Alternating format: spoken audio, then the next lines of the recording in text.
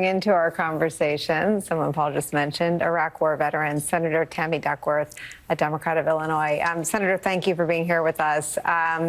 We are marveling, I guess is the word for it, at where we are as a country and perhaps in a presidential transition where the pick in the year 2024 to lead the Department of Defense is openly advocating to remove all women from combat roles in the military, which, of course, is an affront to folks like yourself who served honorably. They've given more to this country than the vast majority of the rest of us, but also seems to seek to erase the contributions of women in the military. What are your thoughts about this?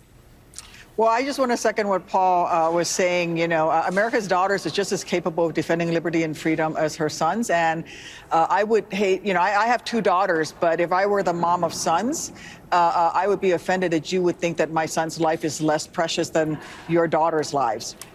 Frankly, this is about doing the job, and the women who have passed the qualifying test, whether it's to be an Army Ranger or a helicopter pilot like I did. This is the ability to do the job and defend our nation that we love. And frankly, for Mr. Hegseth to say that women should not be in combat really shows his lack of understanding of what modern combat is like. There's no forward line that you hide behind, that you can stay behind, and say, okay, over here on this side of the line, you're in combat, but on this side, you're not. If you were in the green zone in Baghdad, you were in combat, whether, you were a supply clerk or whether you were an infantryman. Frankly, it doesn't even reflect the realities of modern warfare, let alone what Paul was talking about, which is equality and the value of every American, of all of us being equal. The campaign, it feels like it happened 11 years ago, but it's only been 2 weeks. The country has elected someone who was on the record, in the telling of his own former chief of staff and general, as believing that the men and women who died and were injured serving their country were, quote, suckers and losers. What does it mean, in your view, that the country elected that person? Well, I'm disappointed, obviously. I continue to believe that Donald Trump is not qualified to be the commander-in-chief of our nation's military. And it shows in his decision with his proposed defense secretary nominee. But that said, I believe strongly in the democratic process, and Donald Trump won the Electoral College and he won the popular vote. And if I were in uniform today, I would salute and carry out all lawful orders, but not the unlawful ones. And I think that we need to make sure that we keep the checks and balances of our system in place. And that's why here in the Senate, we need to step up and do our job and provide that oversight of the executive branch that our founders entrusted upon us. How much would you wager that any sort of real and earnest and thorough process, absent fear of political retribution from Donald Trump, will take place when it comes to Trump's nominees to a future cabinet at, say, the Pentagon or the Department of Justice? Well, I have to tell you that I'm not optimistic that my Republican colleagues, once they take the majority, won't roll over for Donald Trump.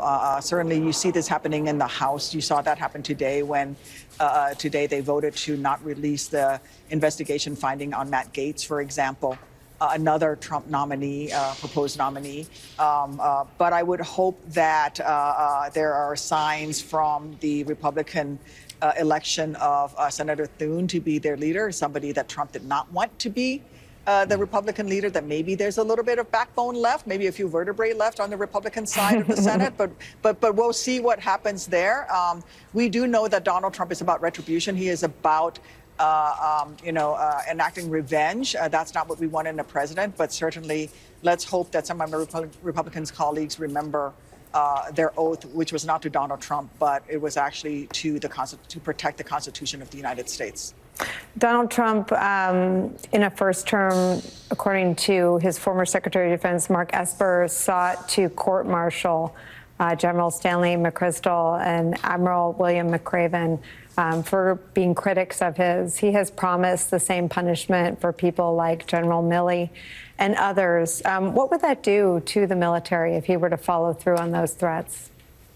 Well, I think if he were to try to follow through, I would hope that our military officers who would convene such a court-martial would oppose it. This is where you get to the unlawful order. As military officers, you're not supposed to carry out unlawful orders. So I would hope that the members of the military, each and every one of whom have dedicated their lives to defending this nation and our Constitution, would remember the all enemies, foreign but domestic, and stand up to Donald Trump and not allow that to happen. I think that there are enough good officers out there who would not carry out an unlawful order, and I would have to have some trust in the military that they would do so. Would it create a standoff, though? I mean, what would that be like for them? It would probably end their careers, but at a certain point, you got to decide: do you owe allegiance to Donald Trump, or do you owe allegiance to this great nation that you have worn the uniform of and swore an oath to defend? And I hope that they remember that their allegiance is to the United States of America, not any one individual. Senator Tammy Duckworth, it's extraordinary that we're even having this conversation, but thank you for having it with us.